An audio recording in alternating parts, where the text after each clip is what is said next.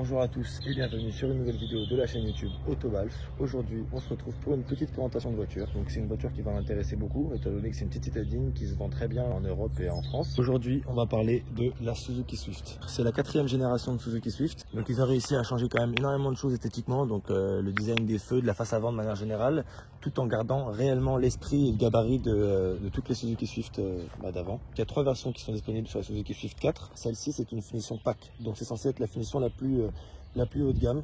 On verra ça quand on passera à l'intérieur. Ces optiques qui ont vraiment beaucoup changé par rapport à la précédente version. On peut retrouver aussi cette barre en chrome qui était pas là dans les anciennes versions si je ne me trompe pas. La peinture paraît assez basique mais c'est un gris métallisé qui est super joli vraiment avec des reflets pailletés. Je sais pas si ça rentrait bien à la vidéo. On est sur du 16 pouces, des jantes assez classiques. Je crois qu'elle est disponible en jante tôle avec des enjoliveurs. Très honnêtement, je vais faire un rapide tour de l'extérieur parce que c'est pas ça qui est transcendant vraiment. On retrouve les petites poignées comme sur les Clio 4, comme plein d'autres voitures. Et la face arrière. Le principal des changements esthétiques, c'est vraiment à l'avant. À l'arrière, on sent que ça a été vraiment modernisé, mais ça reste dans l'esprit Suzuki Swift qu'on connaît. Ça, on y reviendra un peu après, étant donné que toute la gamme, toutes les Suzuki Swift, peu importe la motorisation, ce sera de l'hybride. Donc ça, bon voilà, aux grandes dames de plein de gens, il y en a qui trouvent ça dommage, il y en a qui trouvent ça bien. Voilà, chacun ses goûts. Ça au début je pensais que c'était une caméra de recul, mais c'est pas du tout une caméra de recul. Elle est là, la caméra de recul. Simplement le gicleur pour envoyer de l'eau sur la vitre. Je sais pas pourquoi je le précise, c'est pas super intéressant. Donc, la petite trappe à essence, le réservoir fait 37 litres de mémoire. Concernant la partie moteur, on est sur un 1,2 litre de 83 chevaux. Encore une fois, on y reviendra, le 83 chevaux a son importance par rapport au poids du véhicule. 1,2 litre 4 cylindres hybride, basse tension. J'ai pas bien compris parce que ça c'est le 1,2 litre 83 chevaux. J'ai vu des 1,2 litre 90 chevaux aussi et des 1 litre 111 chevaux. Donc je sais qu'il y a une version 4 roues motrices, mais je sais pas si la version 4 roues motrices correspond à une motorisation en particulier. Et pour les versions sportives, il y a le 1 litre 4, 129 chevaux ou 140 chevaux. Je sais pas pourquoi il y en a deux, mais il y en a deux en tout cas. Donc sur l'ancienne version, on avait une batterie de 3 ampères et on est passé sur une batterie à 10 ampères. On va passer aux places arrière. Honnêtement, je suis réglé vraiment comme je conduis, donc un peu à l'américaine, vraiment reculé étant donné que je suis à 1m87. Et très honnêtement, je monte à l'arrière. Bon, je touche un petit peu les genoux, mais vraiment il y a de la place. Vraiment, j'ai un peu abusé à l'avant, mais il y a vraiment de la place à l'arrière pour une citadine, donc pour une voiture de ce secteur-là. Mais vous allez comprendre tout de suite pourquoi. En soi, c'est un coffre qui est assez respectable. Il fait 265 litres, mais il reste plus petit que toutes les concurrentes. Donc les Clio, les 208 ont des plus grands coffres, au détriment de places un peu moins importante à l'arrière pour les jambes. En dessous, pas de roue de secours. On a simplement un compresseur en cas de perte de pression d'air. Des petits crochets pour attacher les sacs de course.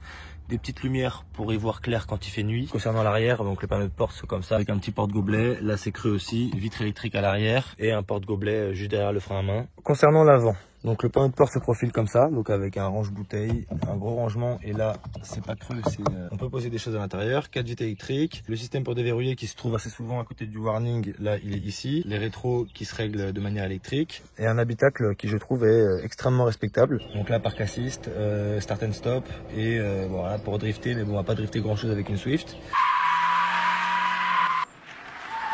Les commandes pour la musique, le son. Ça c'est pour couper le son en cas d'extrême urgence.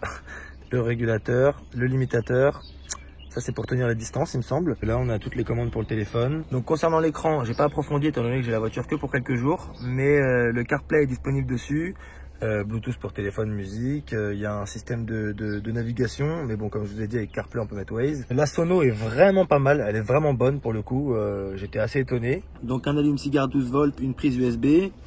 2 porte-gobelets en boîte mécanique 5 vitesses. Le petit frein à main et attention les sièges chauffants. C'est peut-être là qu'on voit que c'est la finition haut de gamme. C'est qu'il y a les sièges chauffants. Et puis les sièges un peu baquets. Le poids de cette voiture là est de 870 kg à vide. Ce qui est excessivement peu.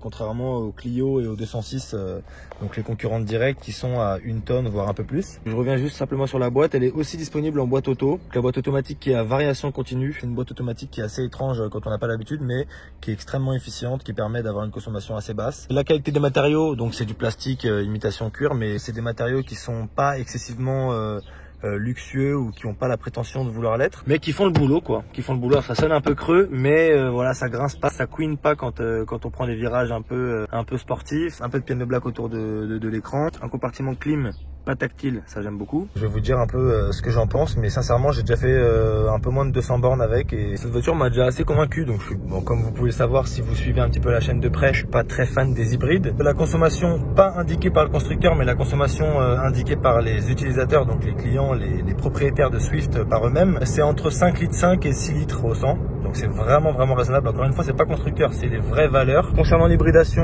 je reviens sur un petit point. Toutes les Swift disponibles de ces années-là, donc les Swift génération 4, elles sont toutes sans aucune exception hybrides. Des gens qui vont un peu râler, mais bon, moi j'ai tendance à dire que bon, pour les voitures comme ça, les petites citadines, il n'y a pas besoin de garder forcément des moteurs thermiques, que ce soit pour la consommation comme pour les normes d'un point de vue émission de CO2, aussi d'un point de vue carte grise, c'est très intéressant d'un point de vue malus aussi. C'est un peu embêtant quand on commence à passer sur des modèles sportifs de passer en hybride, mais bon là pour le coup c'est cohérent. J'ai oublié de vous dire, c'est une hybride non rechargeable. C'est pas une voiture hybride où on peut démarrer en électrique et après ça passe en thermique ou ça switch comme ça. C'est vraiment une hybridation qui permet d'assister le moteur dans les accélérations. Oh, Dernière 308, l'essai est disponible sur la chaîne YouTube. Ça permet juste simplement d'assister le moteur pendant les accélérations et de récupérer de l'énergie au freinage. Ça permet de faire encore plus baisser la consommation qui est déjà relativement faible due au petit moteur et au poids extrêmement léger. Encore une fois, je le rappelle parce que c'est quand même l'un des points les plus importants de la voiture. Hein. Elle fait moins de 900 kg. C'est une voiture de 2021. Donc là, je suis pied au plancher en troisième.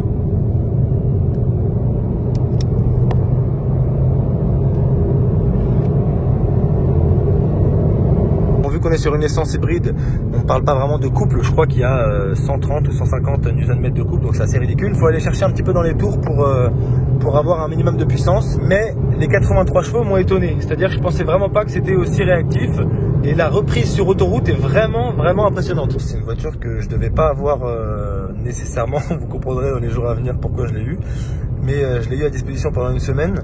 Et franchement, c'est un petit plaisir hein, pour les gens qui sont pas complètement fans de voitures et qui recherchent une petite citadine qui se différencie un peu des Français. Si vous vous reconnaissez pas dans la clientèle des Clio 208 qui prennent un peu de gabarit et un peu de poids à chaque génération. Petite information, tant que j'y pense, il me semble que la Swift 5e génération sera disponible début du deuxième semestre de 2022, donc logiquement après cet été. Concernant la tenue de route, j'étais assez étonné. J'ai pas vraiment testé les limites de la voiture. Ça ne s'ouvre pas.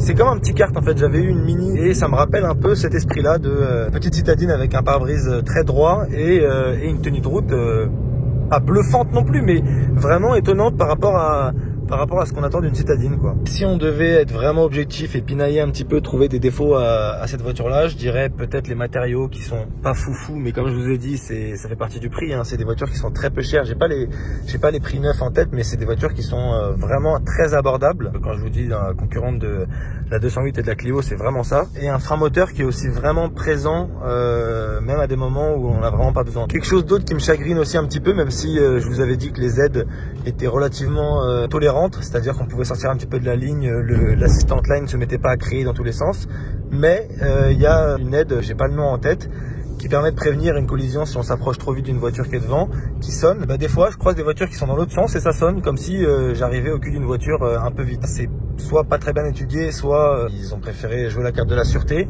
Mais en tout cas, c'est un peu chiant quoi. Quand on conduit normalement, tranquille, on se fait un peu surprendre par des bip bip bip de temps en temps. Mais bon, là je vais essayer de le déclencher. Voilà. Bon là, pour le coup, je suis arrivé un petit peu vite. Je vais essayer de vous montrer un petit peu les performances. On va essayer d'aller chercher dans les derniers tours minutes pour que vous vous rendiez compte un petit peu de comment c'est. Évidemment, on est sur une autoroute allemande, ça vous vous en doutez.